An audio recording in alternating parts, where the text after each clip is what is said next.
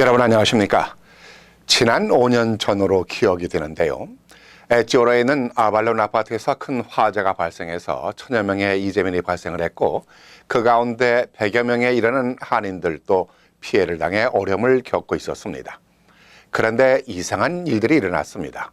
싸우고 욕하고 뭉치질 않는 그야말로 헐뜯기만 한다던 한인들이 언제 그랬냐는 듯이 모두가 어려움을 겪고 있는 동포들을 돕는 일에 너나 할 것 없이 앞장서는 거였습니다. 어려운 사람들을 돕는 일에는 경제적인 여유가 있고 없고가 문제가 아니었고 남녀노소를 가리지 않았습니다. 생각이 다르거나 틀리거나 하는 이유도 필요 없었습니다.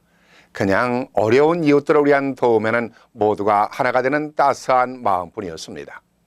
며칠 전에도 포트리에서 화재가 발생해서 많은 한인 동포들이 피해를 당해 어려움에 처해 있다는 소식을 듣고는 이번에도 어김없이 한인들은 피해자들을 돕는 데 앞장서고 있었습니다.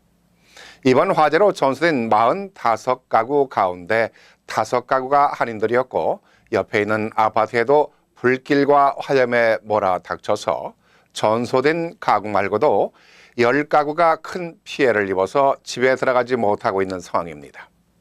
뉴저지는 코압이나 콘도의 경우 매입을 하거나 렌트를 하는 경우에 화재 보험에 가입해야 하는 것이 의무 사항입니다만은 대부분 1년이 지나면서 리뉴얼을 하지 않는 경우가 많다 보니까 화재가 난 이 아파트의 경우도 예외가 아닙니다.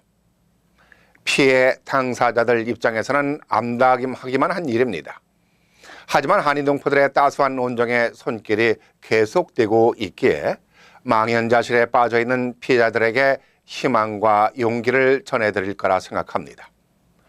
화재로 인한 삶의 터전을 잃었다는 것은 단순히 돈으로 가구를 사고 의상을 구입한다고 해서 해결되는 일은 아닐 것입니다.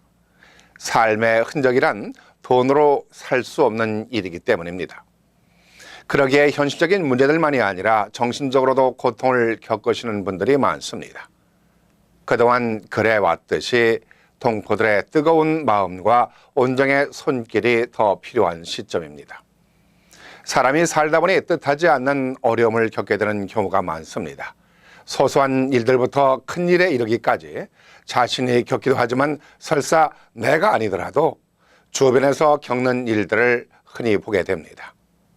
어려움이라는 것은 내가 겪지 않더라도 이 모습을 보는 것만으로도 마음 아픈 일이기에 서로 간에 온정을 베풀면서 어려움을 나누곤 합니다.